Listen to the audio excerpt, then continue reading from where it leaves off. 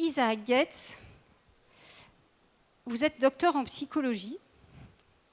Docteur en psychologie, oui, voilà. Oui. Vous êtes professeur à l'ESCP Paris, vous êtes aussi professeur invité à Stanford aux États-Unis.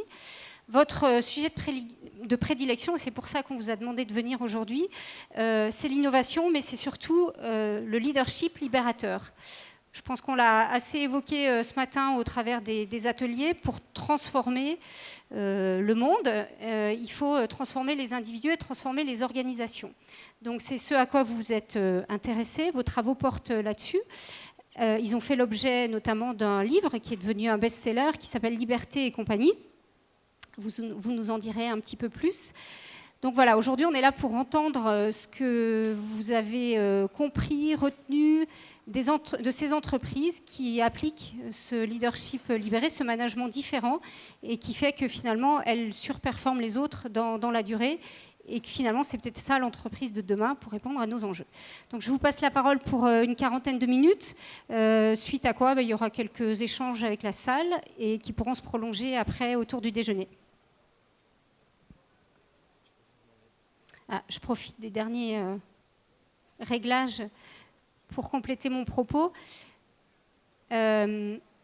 Vos travaux, Isaac Getz, d'aucuns, parce qu'ils sont largement commentés dans la presse économique, d'aucuns les qualifient de révolution bottom-up. Donc voilà, on a très envie d'en savoir plus. Je vous passe la parole. Merci beaucoup. Donc, ravi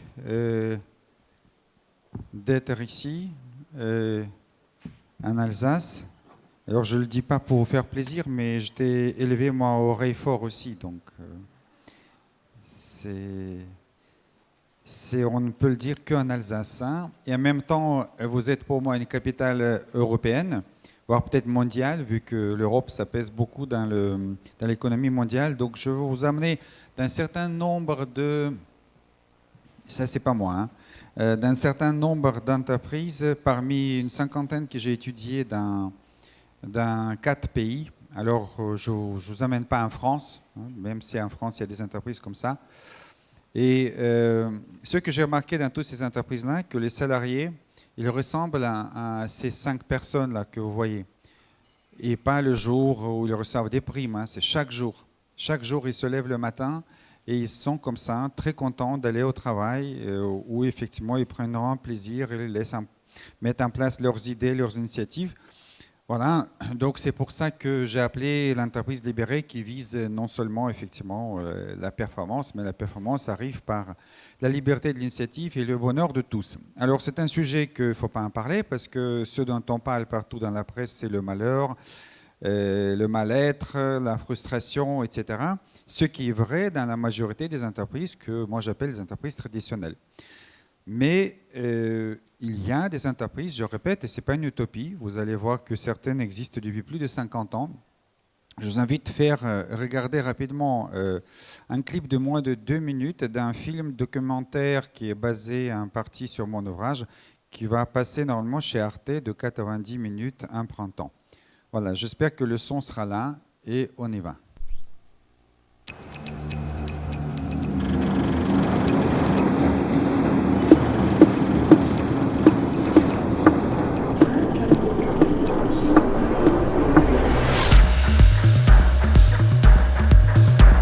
On va dire que je m'éclate dans mon job.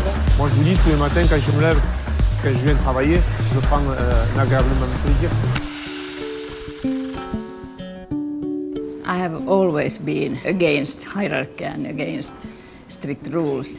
I worked in a normal company and then I thought always that can't be true that I have to come at 8 o'clock to work and leave at 4 o'clock. Little by little it became a passion to me. I wanted to show that there is another way to manage a company. They came up with some very simple things. Let's tell the truth.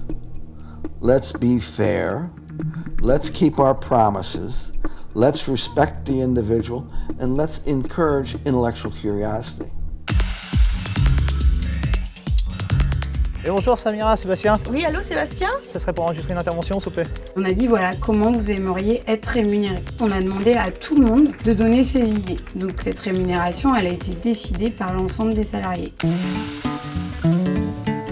Bob's style is to say, here are the objectives, you figure out what the solution is. If I've got the right people, then they're going to make the right decision.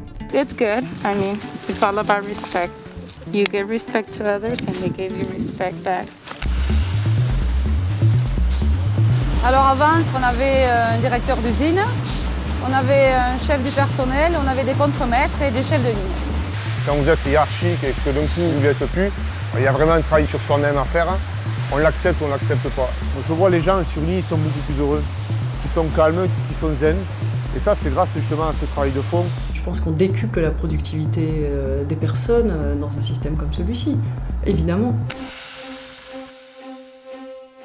I knew that if I went to a minister in the beginning and say, we won't tell people when and where to work, they would go berserk. So I didn't. I just worked it out. And after 3-4 years, they said, hey, what have you been doing there? I said, sorry, we can't get back now. And then they saw the results, and the results were better than before. So they wanted to be in the picture, and we put them in the picture. It's kind of a double-edged sword, too, because when you're given all of the liberties and all of the trust to do your job and do it well, you better perform.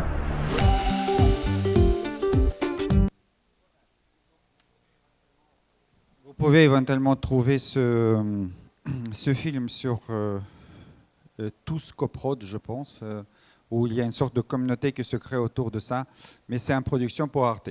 Alors, maintenant, vous avez vu donc qu'il y a des salariés comme ça, donc ce n'est pas une utopie, c'est une réalité, y compris en Alsace, il y a une entreprise comme ça, qui s'appelle Sevusecom, à Haguenau, certains parmi vous peut-être connaissent.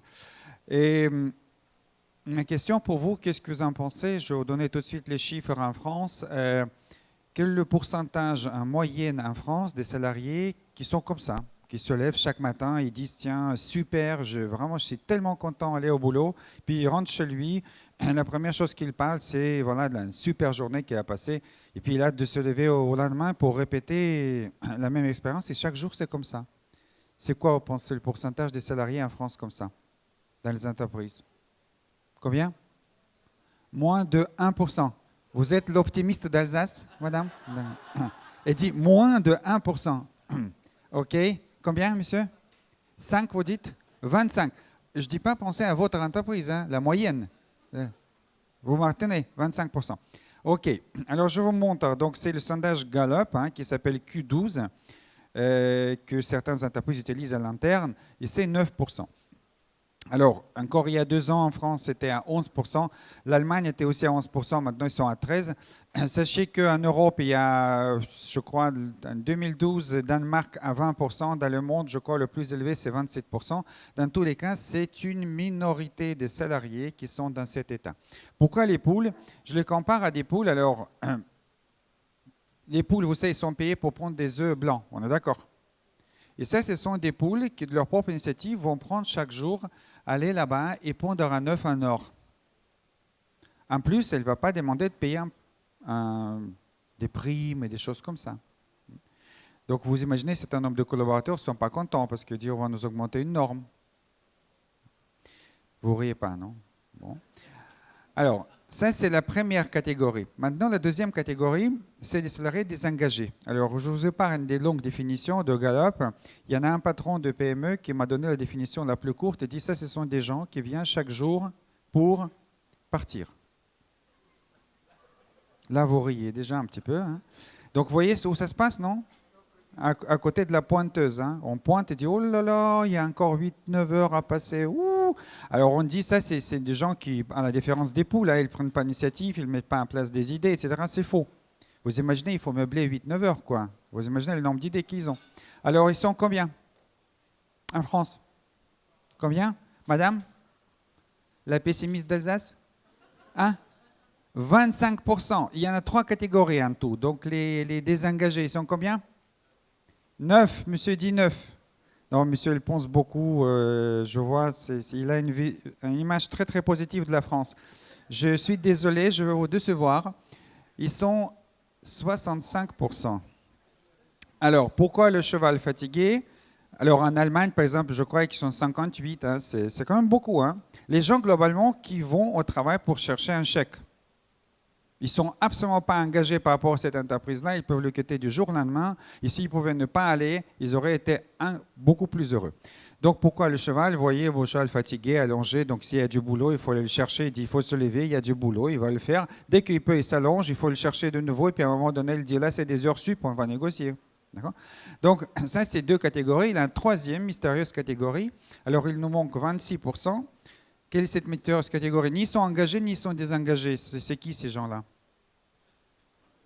Hein? Il y a des gens peut-être qui disent qu'ils sont entre les deux, etc. Ce n'est pas la politique, l'entreprise. On prend sa position. Vous savez comment on les appelle ou non? Gallup les appelle activement désengagés. Alors, je vous donne cette fois-ci la définition de Gallup. Hein. C'est les salariés qui sont non seulement malheureux au travail, mais chaque jour, ils viennent pour démontrer leur malheur et leur façon de préférer de le faire, c'est de se prendre aux collaborateurs engagés. Donc, quand ils croisent cette poule, vous voyez, il dit, c'est toi qui as pondu des œufs en or, là? Oh, bah oui, bah, je te bouffe. C'est pour ça les renards, hein, des renards, on les appelle des renards. Donc, vous voyez la situation. Alors, vous riez, hein? Vous voyez qu'il y en a un collaborateur sur 10 seulement qui vient au travail pour promouvoir la vision, l'objectif de l'entreprise? 1 sur 10. Et c'est 9 sur 10. Et je n'ai pas des réponses à vous donner. Mais si vous partez avec quelques questions qu'avant vous n'êtes pas posées, je pense que c'est gagné déjà. C'est 9 sur 10. Est-ce qu'ils étaient comme ça le premier jour où vous les avez recrutés? Alors si certains hésitent, vous me passez les coordonnées de votre DRH, j'aimerais bien savoir comment ils les recrutent, quoi. Genre, toi, tu ne vas pas travailler beaucoup, toi. Non. Alors, très bien. Donc, a priori, on recrute des gens qui sont motivés, enthousiastes.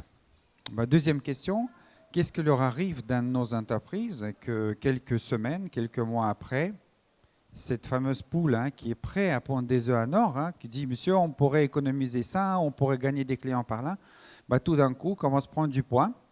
Il y a des transformations génétiques non connues des prix Nobel qui s'opèrent, et il y a des plumes qui se transforment en poils, une gaine de poids, puis ça devient un cheval. Une poule est prise, le nez s'allonge, ça devient un renard. Voilà la situation, et cette situation-là est assez connue des dirigeants. En tout cas, ceux qui ne sont pas les PDG à la retraite. Alors, vous connaissez les PDG à la retraite, non? Il y en a beaucoup de PDG, ce n'est pas moi qui ai dit, c'est Robert Townsend. Quand il devient un PDG, il est à la retraite. En anglais, he retires to his office. Alors, ils sont dans leur bureau avec 3 secrétaires, avec une limousine avec un chauffeur, avec un ascenseur privé parfois. Hein. Comme ça, il ne va pas croiser un salarié. C'est dangereux. Donc, ceux qui vont sur le terrain et ceux qui parlent à des salariés, ils voient cet état de choses. On le voit ça sur le visage, on voit même dans l'obésité des gens qui est un des symptômes de la dépression chez les gens. Alors, qu'est-ce qu'on peut faire par rapport à ça? Avant, juste vous montrer ce qu'ils ont décidé de faire, est-ce que vous pouvez me dire quelle est la similitude entre ces entreprises-là? Assez connues, 5. En quoi elles sont similaires? Dont une, il y a des Arcelor, c'est même connu en Alsace, hein, je crois, non? À Lorraine. En quoi elles sont similaires, ces entreprises? Citroën, Péchinet, non? Elles sont où, ces entreprises? Elles n'existent pas, n'existent plus, c'est fini.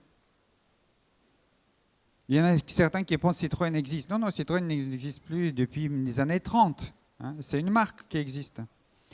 Est-ce que vous savez quel est le taux de survie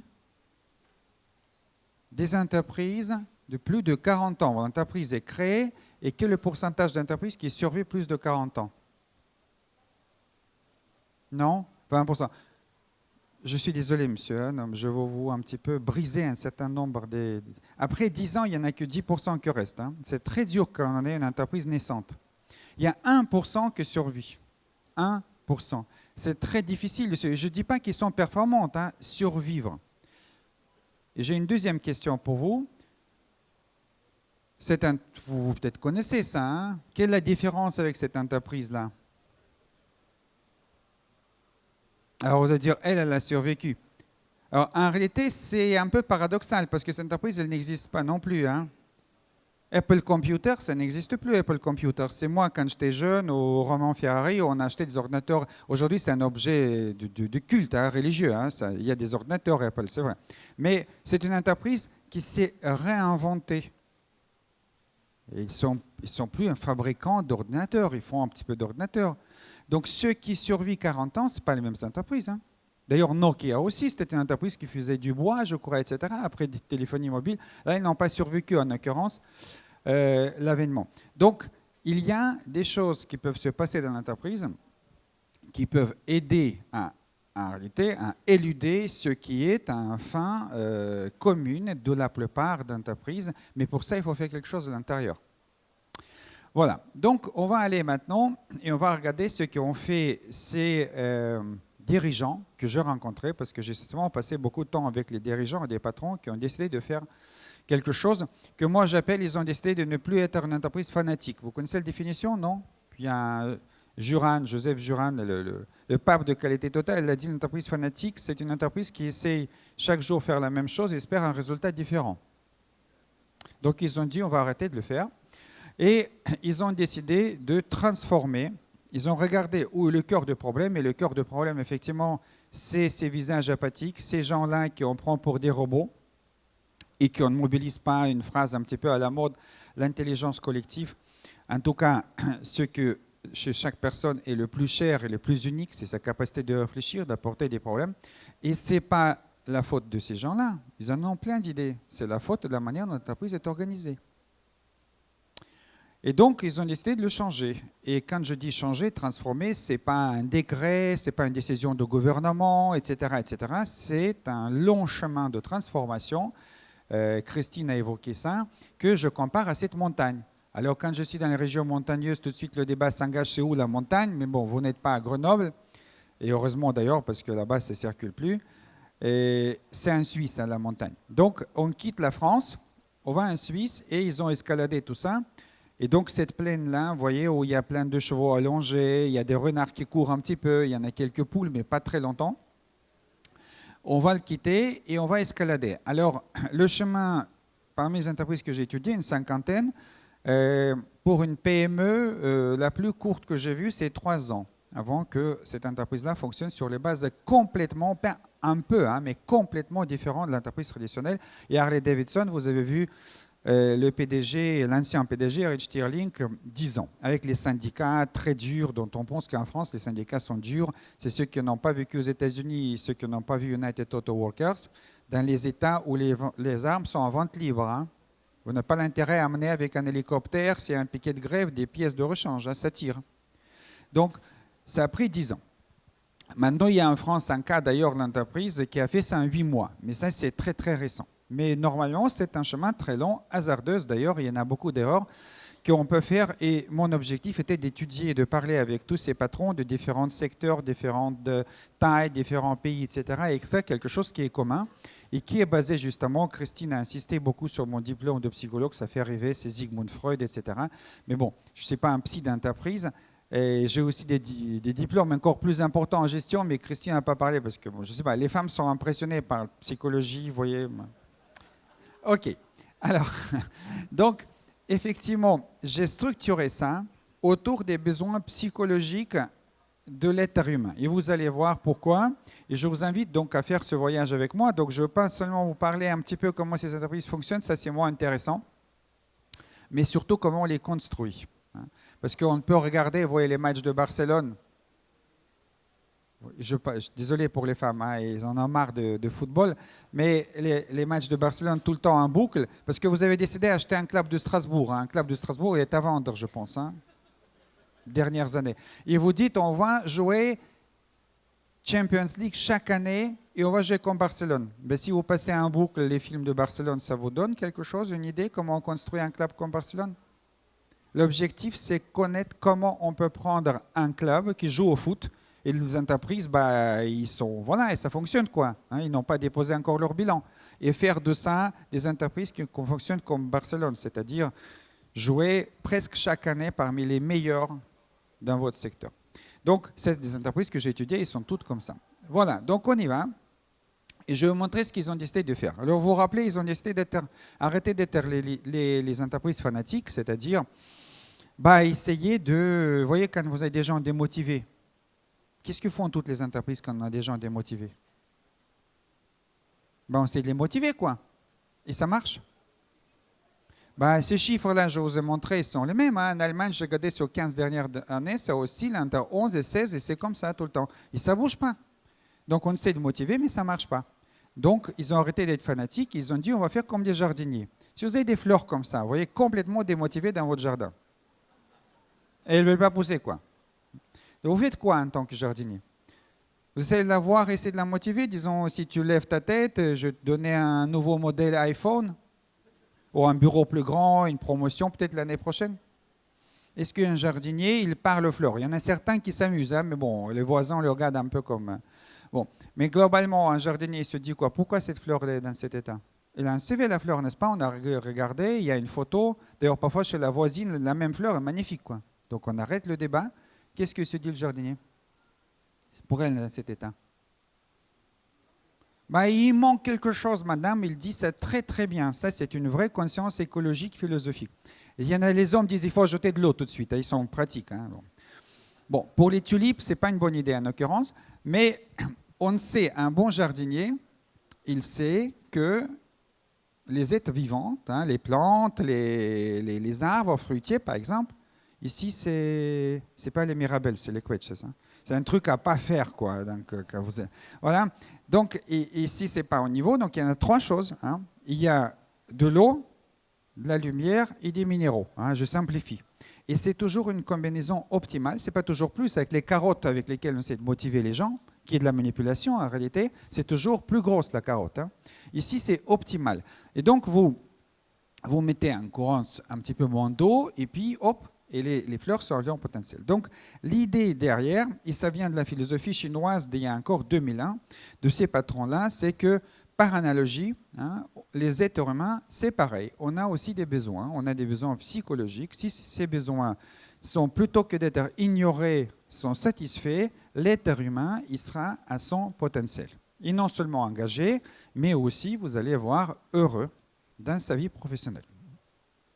Et voilà ce qu'ils ont décidé de faire. Donc, alors, moi, je peux m'arrêter ici parce que j'ai écrit un livre, quoi. On peut l'acheter. Voilà. Non. Bon. Et il a gagné un prix la semaine dernière du meilleur ouvrage de l'année. Hein? Donc, c'est un prix d'apéritif pour la cuisine gastronomique toute l'année. Vous savez, en Alsace, vous savez sur la cuisine gastronomique. Voilà. Mais comme Christine m'a invité à un live, donc, ça y est, ça tourne la tête un petit peu. Et je vais vous donner les éléments essentiels. Donc, je vous amène vers le premier besoin de l'être humain. Et là, c'est basé sur les recherches de DCRIN, qui sont un centre de recherche à l'Université de Rochester, le plus avancé sur ce qu'on appelle parfois motivation intrinsèque ou automotivation. Les êtres humains ont un besoin d'égalité intrinsèque. Qu'est-ce que ça veut dire? Un être humain ne veut pas être traité mieux que les autres, mais surtout ne pas être traité comme un être inférieur. Ça veut dire, dans le langage commun, être traité avec le respect, avec la considération, avec la confiance, avec la bienveillance, voire avec l'amour. J'ai rencontré des entreprises où ils n'ont pas peur du mot et ils disent « on aime nos salariés ». Alors, je vous amène vers la première entreprise comme ça et qui, effectivement, se développait autour de ça.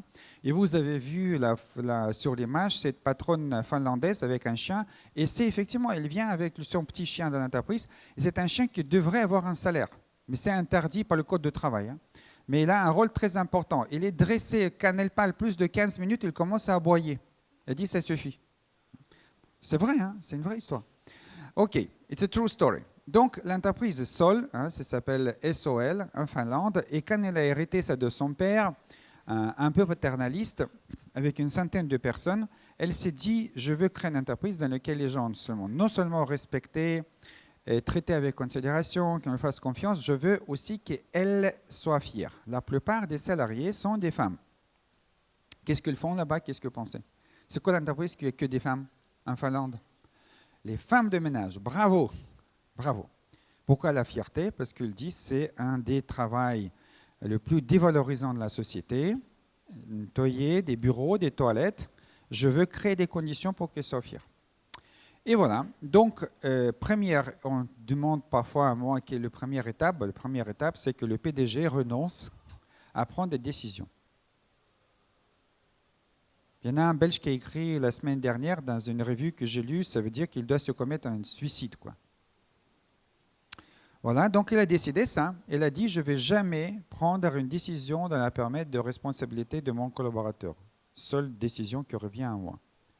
Et donc, il a dû trouver un siège pour son entreprise. Il en a trouvé et tout de suite, elle a commencé à réfléchir comment elle peut aménager cet espace, comment elle peut effectivement mettre les bureaux, etc. Et là, elle se pense et dit, mais pourquoi c'est toi qui décides tout ça? C'est quoi l'aménagement de l'espace? Les bureaux par ici, les ordinateurs par là, etc. C'est des moyens de travail des gens. Pourquoi tu décides pour eux? Donc, leur première journée de travail, ils ont loué quelques salles de séminaire dans un petit hôtel avec toutes ces femmes de ménage. Et ils ont passé une journée à faire de brainstorming et ils ont proposé plus de 1000 idées qui étaient mises après en musique. Et ça donne des bureaux comme ça. Vous avez vu des photos, c'est quand même des bureaux super. Ça ressemble à Google, avec la seule différence que chez Google, on n'a pas demandé des salariés ce qu'ils veulent. On leur montre, ils doivent dire waouh. S'ils ne disent pas waouh, ils deviennent ex-Googler. Bon, c'est notre sujet. Alors, donc, ça c'est, je vois un petit peu comment ce qui se passe ici. Donc, par exemple, ils ont dit, entre autres choses, on a une super, ils ont visité juste avant, ils ont dit, on a super, c'est un ancien studio de cinéma, une grande salle comme ça, encore plus grande. Ils disent, on va garder tout ça, c'est ouvert, on ne va pas faire des cloisons. Elle dit, ah bon, pourquoi vous ne voulez pas? Elle dit, cloison, on aime bien voir qui est là pour se lever, aller voir, parler à la personne, plutôt que, voilà, les cloisons, ça empêche la communication, comment s'envoyer des mails avec des copies à 5 personnes, non, on ne va pas le faire. Bon, très bien, d'accord. Elle dit, mais on veut quelque chose de plus, on ne veut pas avoir des bureaux fixes. Alors, mais ça, c'est pourquoi ça? Ça, c'est autre chose, c'est parce qu'on a des amis ici. Ah bon, mais pourquoi alors? Comme ça, on peut s'asseoir à côté d'un ami. Et passer une journée, si on a des enfants de bas âge, ou on veut parler de matchs de hockey sur glace en Finlande, d'hier, etc. Bon, très bien, on va faire comme ça. Donc, vous voyez, quand il est à la fin de la journée, et le bureau est complètement nettoyé, ils laissent leurs affaires dans les cabas ici, vous voyez. Ici, là, le matin, quand elle vient, il va chercher le journal, ils ne vont pas travailler tout de suite, c'est pas fan, On va prendre le journal, on va aller venir ici, on va boire un café, voilà, discuter un petit peu, et après ils vont s'installer là où il y a de la place. Alors moi j'étais là-haut avec la patronne, c'est la première 5 minutes de la visite, avec Lisa Jornen que vous avez vu. Elle sourit comme ça, vous avez vu son sourire, et puis il dit, je dois vous raconter une histoire amusante. Il dit, à l'époque j'avais 3 enfants de l'âge scolaire, et c'est moi qui les amenais dans les écoles, et parfois il y avait des problèmes de trafic, donc j'arrivais un petit peu avant 10 heures. Il dit, je viens. Donc par là-bas, l'entrée, je regarde, je cherche, et puis il n'y a pas de place pour moi pour m'asseoir. Moi, professeur de management, j'ai failli tomber du balcon, quoi. Le PDG, propriétaire de l'entreprise à 100%, vous n'avez pas de bureau? Elle dit non, monsieur. Chez nous, c'est égalité à 35. Un bureau, c'est un privilège. Si moi j'ai un bureau, tout le monde a le droit au bureau. Non, je n'ai pas de bureau. Oula. D'ailleurs, quand j'interviens devant les entreprises, il y en a pas mal des gens aussi dans le comité de direction, ils sortent leur Nintendo parce que ça ne les intéresse plus, quoi, c'est un sujet. OK. Donc, pour les rassurer, je dis qu'il y a une entreprise à Dallas où le PDG qui a organisé l'entreprise de la même façon, non seulement il n'a pas vraiment un bureau, une sorte de hangar comme ça ouvert, mais il a un corporate jet. Waouh. Alors là, ils rangent leur Nintendo. Ça les intéresse. Là, raconte-moi comment c'est corporate jet. Voilà. Mais effectivement, il a un corporate jet, mais tous les vols sont sur l'intranet. Il a expliqué pourquoi il l'a acheté d'ailleurs, parce que c'est une boîte de com. Ils sont à Dallas et les clients sont côte est ou côte ouest. Donc il dit plutôt que perdre 24 heures, je fais une demi-journée les rendez-vous avec des grands clients. Mais en même temps, tous les vols sont sur intranet. N'importe quel collaborateur qui doit se déplacer, il juste regarde s'il y a de la place, il clique, il se présente dans le centre. C'est un corporate jet. Ce n'est pas son avion privé.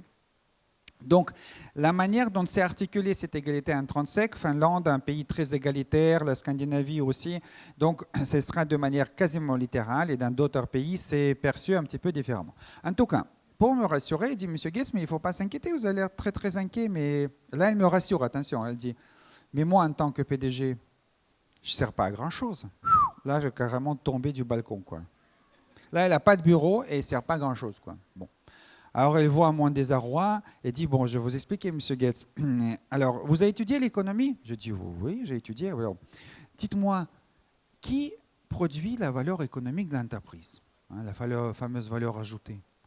Ah ben, je gratte ma tête, je dis, bah, là, je me rappelle ça. Je dis, ça, c'est des gens qui produisent, les gens qui servent, les gens qui vendent, quoi, les gens de première ligne, quoi.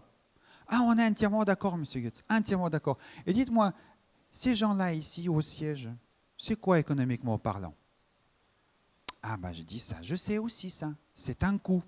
Ah ben, on est entièrement d'accord, Monsieur Goetz. D'ailleurs, chaque fois quand je viens, je le dis, moins vous êtes là et mieux on se porte. Il faut être chez le client. C'est Finlande, hein, on ne mâche pas les mots, quoi.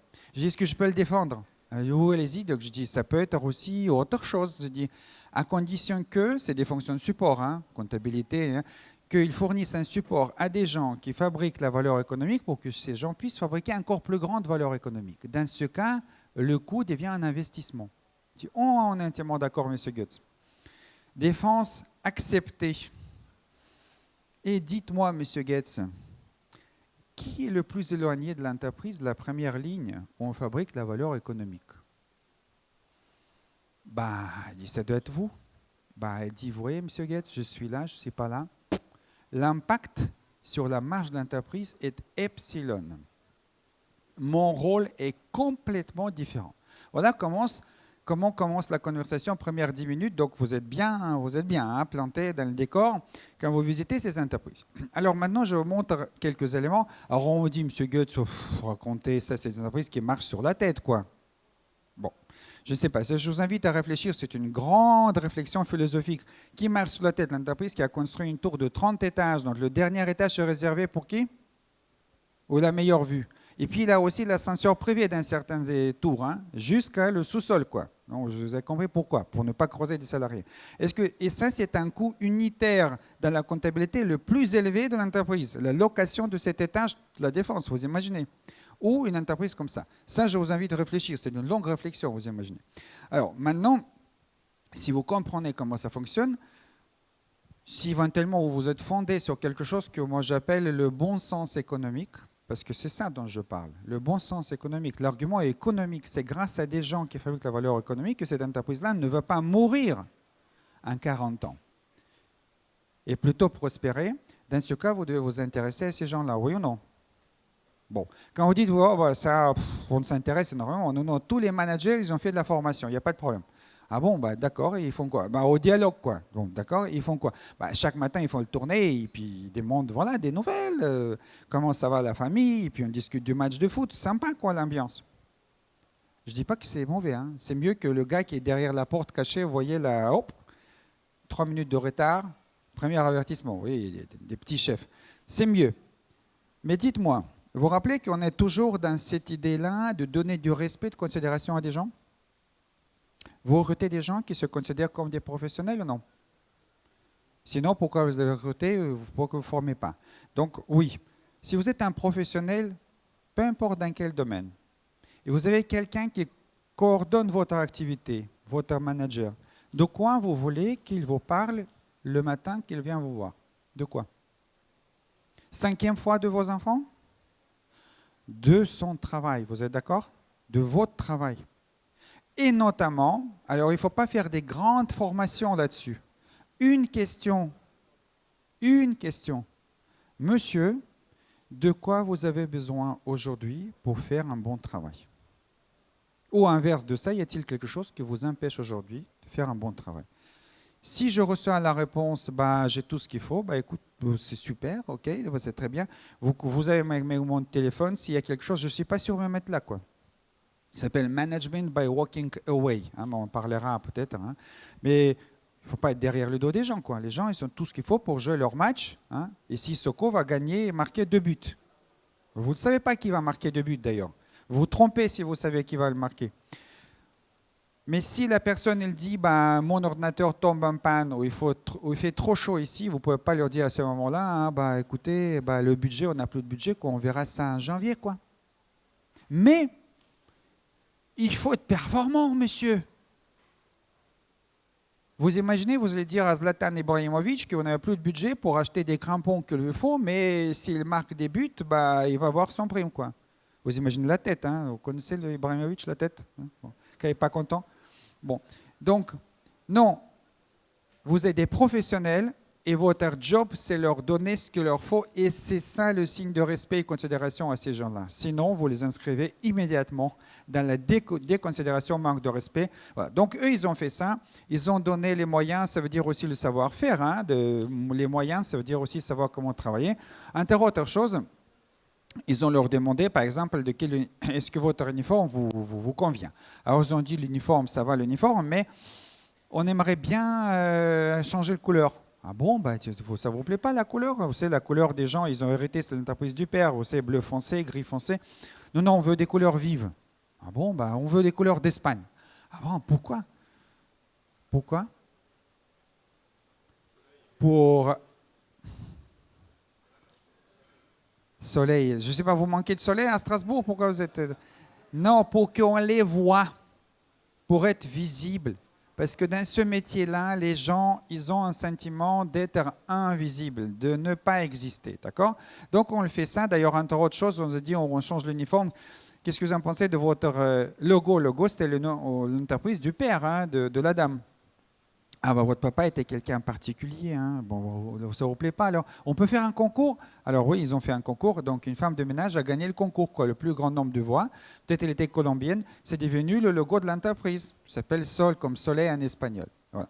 Donc on n'a pas payé une boîte de com 1 million, je ne dis pas qu'il ne faut pas le faire, hein, mais c'est une femme de ménage qui a trouvé en l'occurrence, et ils sont contents.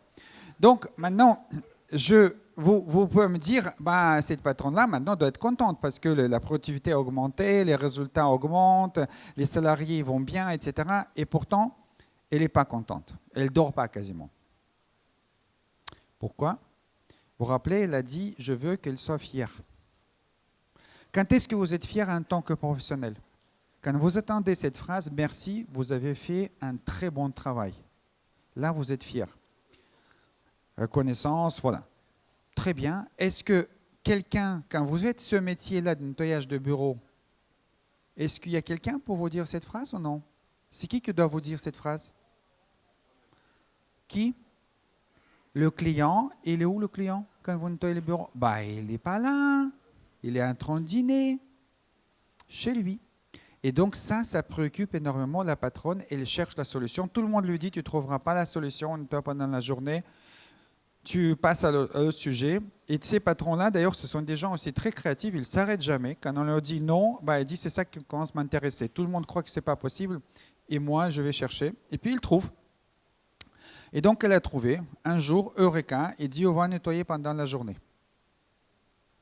On nettoie déjà quelques hôtels pendant la journée. On ne va pas augmenter le prix. La logistique sera beaucoup compliquée. Mais on fait ça pour mettre nos dames face à nos clients et si elles font un bon travail, qu'elles entendent cette phrase-là. Et pour vendre ça à des entreprises, parce que les entreprises, vous savez, les acheteurs dans les grandes tours, pendant la journée, ils disent vous fumez des moquettes, quoi, ça ne va pas ça. Ils ont dit ce sera bien aussi pour vous parce que s'il y a quelque chose à refaire, comme ça, vous pouvez dire directement et ils vont le faire. Très bien. Donc, ils ont commencé 1, 2, 3. Maintenant, tous les clients, ils l'ont accepté. Vous êtes surpris? Tous les concurrents, aujourd'hui, en Finlande, nettoient pendant la journée, sauf qu'ils ne savent pas pourquoi. Ouais, ils ont dit, cette boîte-là, elle marche tellement bien, on va le copier, quoi. Hein. Bon.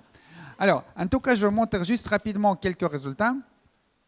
On va prendre, donc, vous nettoyez, généralement, vous trouvez des messieurs. Alors, je prends le monsieur qui vient d'arriver.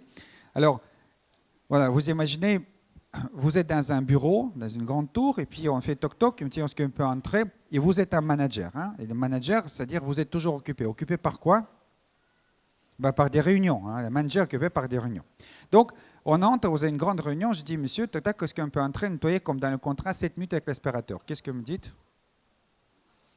Bon, vous êtes poli, vous me dites repasser, si vous pouvez repasser l'après-midi. Bon, je viens l'après-midi, vous êtes une autre réunion, cette fois-ci visioconférence, hein, avec Budapest, Barcelone, je sais pas.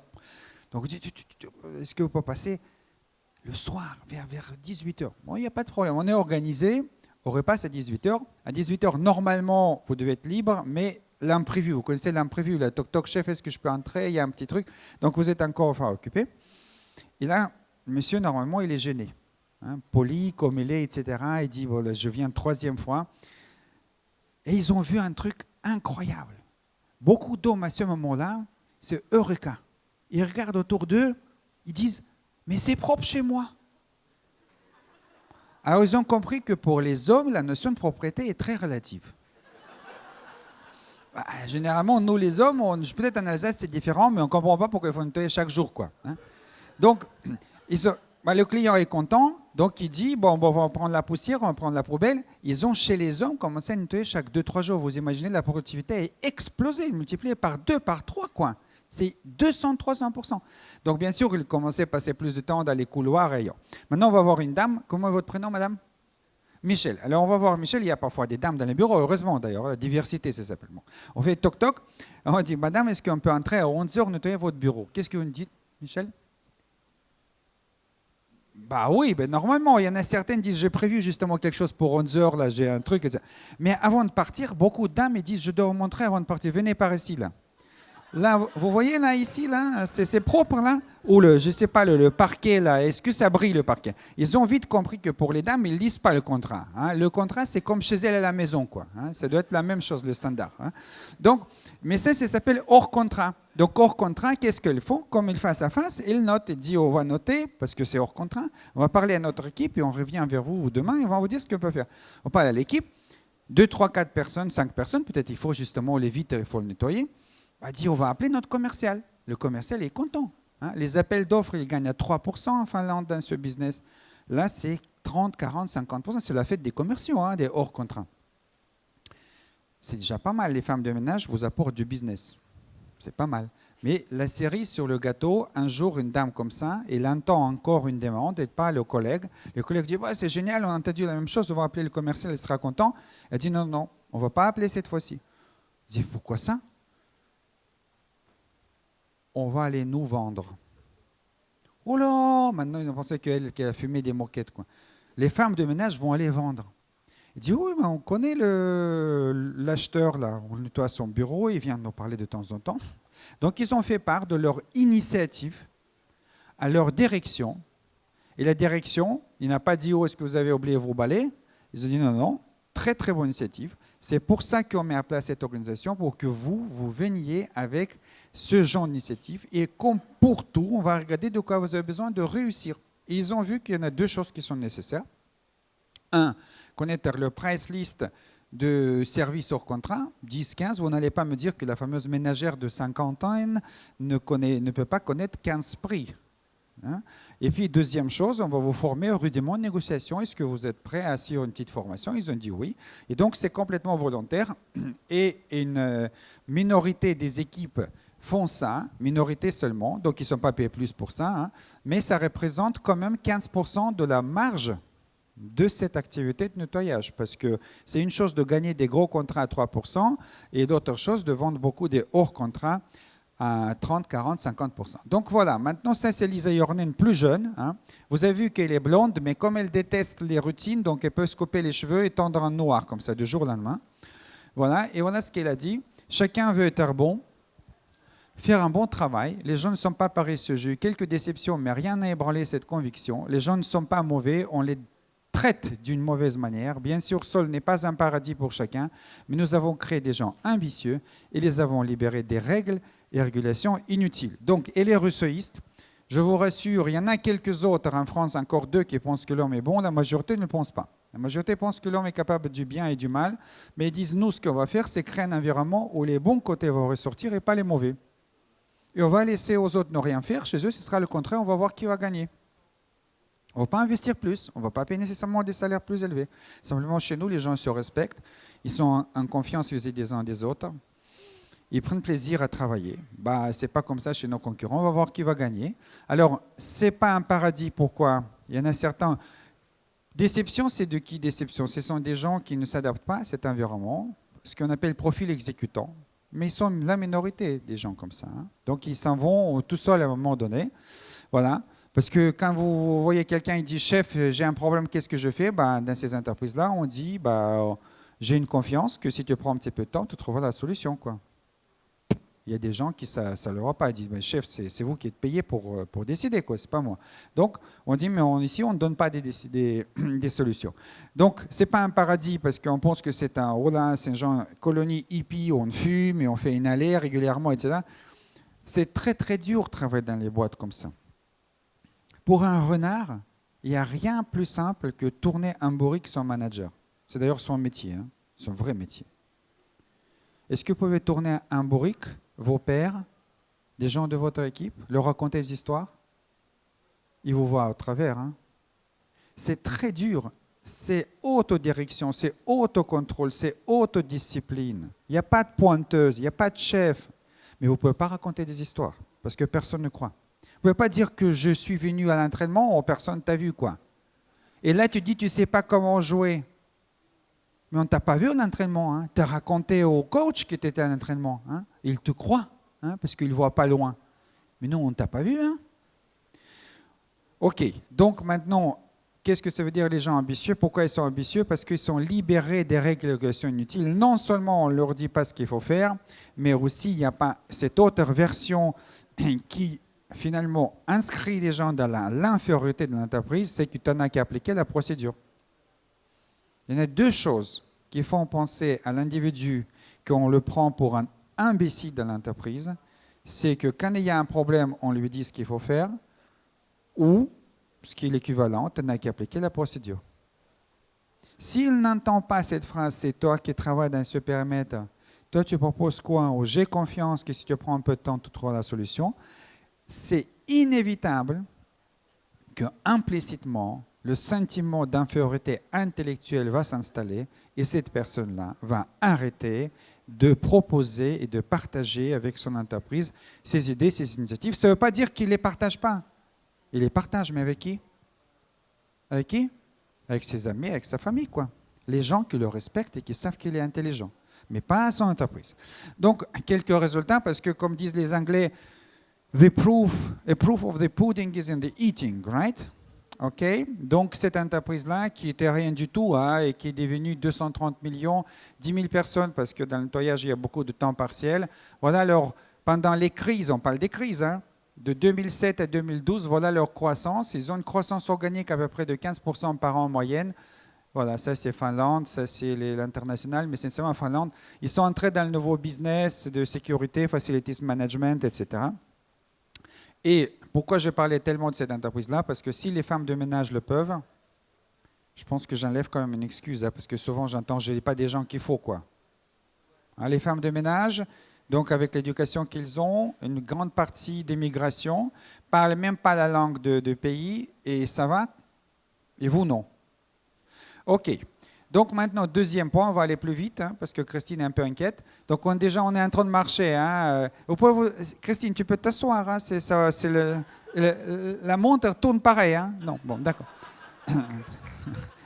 Peut-être elle pense que ça va tourner. D'accord. Alors, donc, on est en train de faire notre trekking. On arrive là, ici. Pour l'instant, ça va? Ça va. Donc, on continue. Donc, on va aller ici, et c'est le deuxième besoin. Vous vous rappelez, ce premier besoin essentiel, tant que vous ne l'avez pas satisfait, les gens comme les huîtres, ils sont refermés. Ils disent, je sais, mais je ne leur dirai pas, parce qu'ils savent tout. Ils ont des grosses têtes. Donc, je leur laisse réfléchir. D'accord? Donc là, vous avez des gens qui s'ouvrent. Maintenant, il y a une autre chose qui va vous arriver, vous allez voir, c'est les gens vous proposent des choses, mais parfois, ils n'ont pas de compétences. Qu'est-ce que vous faites? Est-ce que votre entreprise représente un terreau? Et ça, c'est un besoin. Deuxième, développement personnel, réaliser son potentiel, apprendre des choses, etc. Est-ce que c'est un terreau dans lequel les gens peuvent devenir ces arbres? Parce que la plupart des salariés, ce n'est pas comme des gens qui sont dans cette salle. La plupart des salariés n'ont pas fait des études. Peu d'études. Est-ce que c'est leur potentiel? Ou ils peuvent faire beaucoup plus? Parce qu'un tel gamin, il a fait une bêtise quand il était au collège. Peut-être qu'il peut faire beaucoup plus, mais est-ce que son entreprise lui permet? Donc, je vous amène rapidement dans deux entreprises. Cette fois-ci, je vous amène dans l'assurance. Ça, c'est première entreprise. Donc, là-bas, la description du job, c'est gratte-papier. Alors, pourquoi gratte-papier? Vous envoyez une demande de remboursement. Ils ont 55 étapes. La première personne, toute la journée, il ouvre des enveloppes avec un couteau spécial, vous voyez? Et il sort la lettre, il passe au deuxième. Le deuxième le déplie, il met un tampon à arriver. Il passe au troisième. Le troisième réalise la potentielle de lecture, commence à lire. Donc, il s'en va jusqu'à 54e qui plie la lettre et 55e porte au courrier.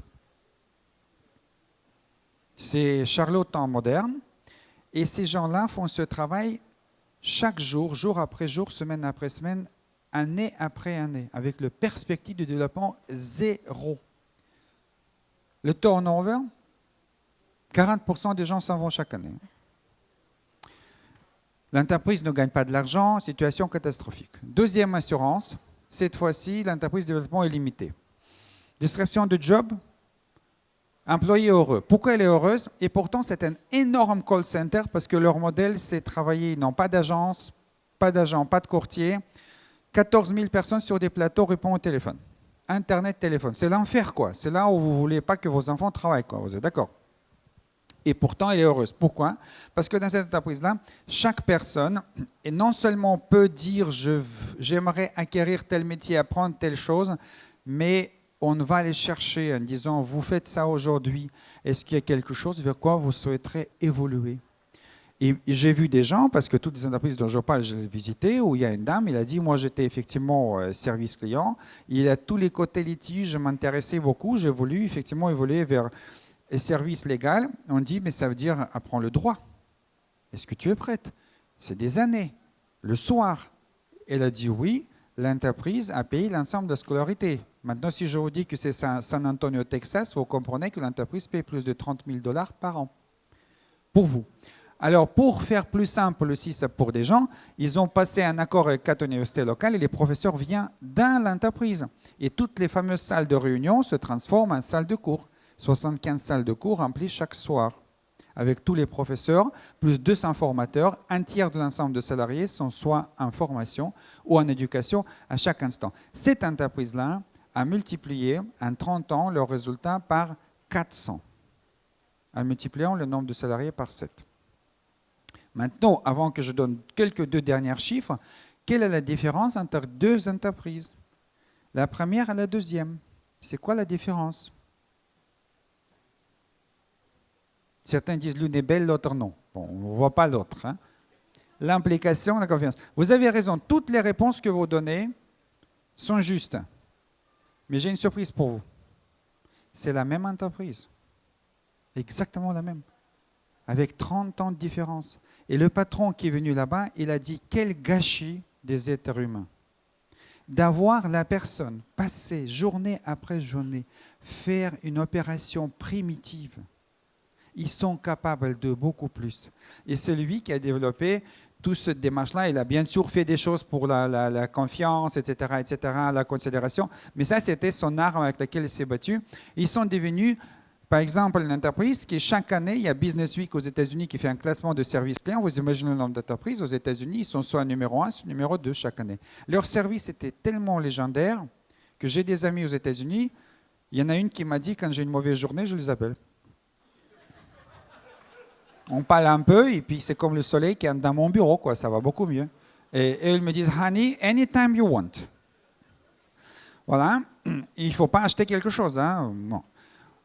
Et je vous montre encore un truc. Vous connaissez cette question, est-ce que l'entreprise, vous recommandez l'entreprise à vos familles, vos proches, etc. Ils sont numéro 1 per an aux États-Unis, 79%. C'est un score très très dur. C'est ceux qui ont répondu 9-10 sur l'échelle de 0 à 10, moins ceux qui n'ont pas répondu 0,6. Donc la plupart des prestataires téléphonie mobile en France, ils sont dans le négatif par rapport à ce score. Par exemple, ils ont aussi une banque. Dans le secteur bancaire, ils sont 83%. La moyenne des secteurs, c'est 18%. Vous imaginez l'avantage concurrentiel. OK, j'ai terminé et ça y est, on avance. On est là, Christine. Dernière. Christine, c'est ma cliente, donc j'ai du respect pour elle. Non, mais c'est vrai. Et aussi un petit peu un fan, un petit peu. C'est pour ça qu'il m'invite. Alors, donc, dernier besoin, c'est, là, vous avez des gens qui prennent l'initiative, vous avez des gens qui sont capables de les mettre en place, quitte avec, après, une certaine formation, éducation. Mais il y a encore un élément très important qu'il faut organiser l'entreprise autour du besoin de autodirection. les gens détestent d'être contrôlés et qu'on leur dise ce qu'il faut faire. C'est connu en tout cas que ça commence à l'adolescence. Certains ils ont essayé avec leur adolescent, mais certains psychologues disent que ça commence à 2 ans. Si vous avez des enfants, vous vous rappelez quand vous étiez à 2 ans, il y a une phase où votre enfant, il dit, vous essayez de l'habiller, il dit « c'est à moi ». C'est moi ma bille. Et il pousse une crise incroyable si vous essayez de l'habiller. Elle veut ou il veut faire tout seul. À 2 ans, pas besoin de votre aide. Et quand il en a besoin, il va le demander. Et je rencontrais personnellement, moi, des usines en France et en Angleterre où des hommes opérateurs à 40 ans ne peuvent pas aller faire pipi sans demander la permission. Des entreprises comme ça existent. Donc, comment vous construisez l'entreprise autour de l'autodirection? Je vous amène maintenant aux États-Unis, parce que je peux prendre beaucoup d'entreprises, mais c'est une entreprise qui fait rêver beaucoup actuellement. Vous avez entendu parler de l'entreprise Zappos, ça vous dit quelque chose? Saranza, ça vous dit? Ils ont copié le modèle. C'est un fabricant de chaussures, effectivement, sur Internet. Alors, un monsieur qui n'a pas de bureau, effectivement, le PDG non plus, etc., il gagne 32 000 $, je crois, moins qu'une partie assez importante de ses collaborateurs. Alors, qu'est-ce qu'il dit à Tony C? Je l'ai interviewé aussi. Il dit, on ne dit pas autodirection, on parle, autodirection. On ne dit pas à nos salariés, ils sont tous au téléphone, vous voyez, c'est un call center, ils sont à Las Vegas, ils sont tous au téléphone ou sur Internet. On ne dit pas à nos représentants de clientèle ce qu'ils peuvent dire ou ils ne peuvent pas dire. On a confiance qu'ils vont faire ce qu'il faut pour enchanter, to wow the customer, enchanter et rendre le client heureux. Alors l'objectif, vous avez compris, chaque fois que le client raccroche, il doit dire « Waouh, quoi, j'ai jamais vu ça moi ». On a le modèle. Alors c'est écrit, vous voyez, dans leur culture d'entreprise, si vous voulez, ceux qu'ils ont construit, « Deliver wow through service ». Voilà, ils prennent plaisir, create fun, ils sont humbles, vous voyez. Être humble, c'est le pendant d'avoir du respect, de considération pour des gens, etc. Alors, maintenant, ça, c'est des transparents qui viennent de la présentation confidential strictly de PDG, mais que peut trouver sur le net, il n'y a aucun problème. Et ils le distribuent partout parce que c'est une entreprise qui est ouverte. Ils n'ont pas de DIRCOM, il n'y a rien. Ils sont sur Twitter, sur Facebook. Toutes les conversations entre les salariés, vous pouvez les discuter, vous pouvez y intégrer, etc. Il n'y a pas de problème. Alors, vous dites, jusqu'où ils peuvent aller? Par exemple, par hasard, qu'en préparant pour Christine, travaillant pour Christine, j'ai regardé, je suis allé sur le web, Huffington Post, qui est un des journaux sur le net le plus connu, publie « Zappos a battu le record d'une conversation avec un client la plus longue, 10 heures, 29 minutes ». Il y a un représentant de clientèle qui a décidé de bavarder 10 heures, 29 minutes. Non seulement qu'il n'est pas réprimandé, ils font un communiqué de presse et ça fait un buzz incroyable. On a battu notre propre record précédent, c'était 8 heures, quoi. Alors le gars, on le fait interviewer, il explique qu'il a quand même fait des pauses pipi sans demander la permission, donc ça va. Et puis les copains l'amenaient à manger des sandwichs et à boire. Et pourquoi il a pris le temps? Parce qu'il a dit de l'autre côté, c'est un étudiant, il voulait acheter des boosts, etc. Mais comme il a appris qu'on est à Las Vegas, il déménageait à Las Vegas, il a commencé à poser des questions sur les bars, sur les casinos, etc. Moi, j'adore tout ça, donc je dis, voilà, on a parlé tant qu'il n'avait plus de questions. Il y en avait beaucoup de questions quand même. Et le gars, à la fin, a acheté une paire de boots. Donc ça va, quoi. On a fait du business. Voilà. Mais vous allez rigoler, vous dites ils sont fous, bien sûr, ils ont à peu près 5 000 appels par jour, mais ils ne vont pas passer comme 10 heures pour chaque appel. Mais s'il veut, il décide, il peut le faire. Mais quelle est la vision de cette entreprise? Ils disent, très longtemps, ils disaient, on est la compagnie de service that just happens to sell shoes. Le wow service, c'est ce pourquoi on existe, la culture de wow service. D'ailleurs, aujourd'hui, ils ne vendent pas que des chaussures, ils vendent beaucoup d'autres objets que le client demande et les clients leur supplient d'ouvrir une compagnie aérienne. Parce que dit le service pue dans les compagnies aériennes. Ouvrez, s'il vous plaît, une compagnie. Donc, ils y réfléchissent, peut-être pas dans quelques années, parce qu'ils disent on est un petit peu comme Virgin. Aujourd'hui, c'est une entreprise dont leur objectif, vision, c'est delivering happiness. On ne livre pas des chaussures, même s'il y a beaucoup de dames qui sont très contentes, ils sont très heureuses quand elles reçoivent des chaussures, mais ils livrent le bonheur. Et c'est vraiment le bonheur, hein, parce que quand vous appelez et vous dites, j'ai discuté avec une dame, elle dit, il y en a une qui m'appelle et dit « Waouh, je vois des chaussures de rêve, etc. » Mais vous voyez où? Sur l'écran de télé, je ne sais pas, Eva Longoria en train de marcher avec des chaussures. Vous voyez le Desperate Housewives? Non? Bon.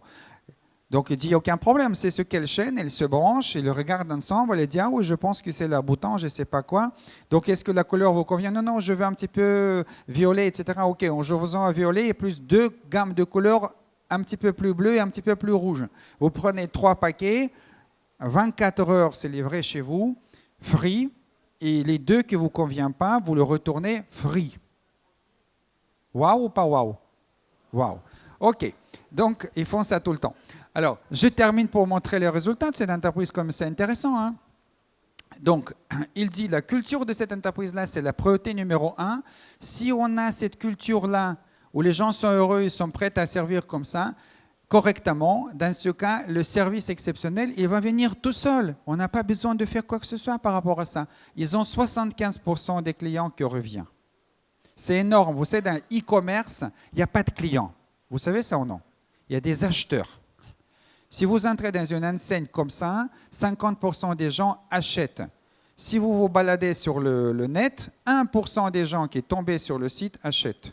Pour avoir un client qui est fidèle à votre marque, comme Amazon par exemple, il faut beaucoup de temps, beaucoup d'argent. D'accord? Les gens ne sont pas du tout fidèles. Eux, ils ont 75% de clients qui reviennent. Voilà leur chiffre d'affaires. Augmentation. Ils ont dit on va passer de 0 à 1 milliard en 10 ans. Ils ont fait ça en 8 ans. Sans publicité. Pas de publicité. Okay? Donc, voilà, je termine. Christine, 2 minutes. 2 minutes. Elle est gentille, Christine. Alors, voilà, je vous montre quelque chose que des entreprises comme ça, si vous avez remonté cette montagne-là, vous n'êtes pas seul. Il y a des entreprises là-bas. Il y en a une entreprise qui est là-bas, qui fonctionne de cette façon, qui s'appelle Gore, qui fabrique Gore-Tex, mais il y a un millier d'autres produits sur la base de Teflon depuis 1958. Aujourd'hui, plus de 3 milliards de chiffre d'affaires, croissance organique, c'est une entreprise familiale de 15% par an continue. Harley-Davidson en a parlé. Harley-Davidson, quand elle a commencé de le faire, ils ont descendu de 85% de part de marché à 15% pour ce qu'on appelle les motos lourds. Quand il a 10 ans après quitté son poste, ils ont remonté à 50% de part de marché. Et quand il a pris le poste, il vendait 40 000 motos. Quand il est parti, 300 000 motos. Et la capitalisation de son entreprise était supérieure à General Motors, qui était une des plus grosses entreprises du monde. Voilà, Sol, je vous ai parlé. Je vous ai parlé de cette entreprise alsacienne, à Agno. Sevusecom, c'est une filiale française de groupe franco-allemand qui fonctionne comme ça depuis 1989. Et le patron, qui est leader libérateur, qui l'a fait, Michel Munzenhuter, il est toujours là. Vous pouvez le visiter, discuter. C'est un vrai Alsacien, quoi. Il parle alsacien. Il mange Raifort aussi. OK. Et donc, il y a pas mal d'entreprises françaises actuellement qui se sont lancées dans cette démarche-là, de plus en plus. Il y a des Belges ici dans la salle qui se sont perdus un petit peu en Alsace, non? Non. Il y a des entreprises belges. Mais en Belgique, vous avez vu, et ce n'est pas une blague belge, hein, il y a un ministère qui s'est libéré, quoi. Vous imaginez un ministère? Il ne faut pas dire ça en France, hein, parce qu'il ne faut pas croire. Voilà. Et je vous montre juste 3-4 images, et c'est tout, hein, Christine, il n'y a plus rien après. Quand vous visitez, la DRH, maintenant il vient de partir, Laurence, mais la DRH vous fait une visite. Ils ont 5000 visites, quoi, de toutes les entreprises du monde, ne parlons pas, sauf des ministères français. Hein. Il y a un ministère de finances coréen, il est venu, s'est inspiré, ils font déjà ça, mais pas de France, hein, parce que c'est Belgique, quoi, on ne va pas aller en Belgique, non, apprendre des Belges. Bon, donc, regardez leur principe. Comment entre les Flamands et le Wallon, ils parlent anglais. Ils ont résolu le problème, sont créatifs. Donc, c'est en anglais, on parle dans ce ministère. Ils ne motivent pas des gens, ils font confiance. Ils ne managent pas les gens, ils les aiment. C'est si transparent, hein, ce n'est pas les miens. Hein. Ils ne travaillent pas, alors là, dit au ministère, c'est clair. Hein. Mais ils disent on prend plaisir à travailler. On prend plaisir à travailler et on ne se plaint pas. Hein. On dit chef, j'ai un problème, gna gna. On arrive avec la solution, vous voyez, comme cette fille-là, et on la met en place. Maintenant, ça c'est Laurence. Vous voulez voir son titre officiel ou non? En principe, sa fonction c'est DRH. Hein. Mais bon, comme parfois disent certains de mes collègues patrons libérateurs, le RH, ils sont, soit ils deviennent évoluent vers quelque chose qu'on appelle rendre heureux, soit ils sont voués à disparaître. Notamment son titre officiel, c'est Chief Happiness Officer, approuvé par le roi belge, hein, un Français et un Flamand. Voilà. Et ça, c'est pourquoi elle insiste tellement sur le bonheur. C'est ces chiffres à elle. Hein. Il dit les salariés heureux par rapport aux malheureux 2 fois moins malades, 6 fois moins absents, 9 fois plus loyal, 55 fois plus créatif. Dernière slide. Ça, c'est, vous avez vu, hein, lui, il a fait ça sans demander la permission au ministre. Maintenant, en Belgique, c'est facile, il n'y a pas de ministre parfois. Hein, voilà. Donc, il a dit, c'est ce qu'il m'a dit. Hein. Il a dit, la hiérarchie rend l'organisation aveugle au problème. Personne ne les signale. Quand ils sont vus comme une critique de manager qui est le plus intelligent. Les managers classiques ont peur de lâcher le contrôle, renoncer au signe extérieur du pouvoir. Ici, personne n'a de bureau. Moi non plus. Les managers sont devenus des coachs, des accompagnateurs. Cela déconcerte. Mais je veux rendre les salariés heureux. Pas parce que j'aime à ce point l'être humain. Tout simplement, les gens heureux travaillent mieux. Et à moi, elle a ajouté ça. Si les fonctionnaires belges le peuvent. Voilà vos salariés si vous les libérez. Merci.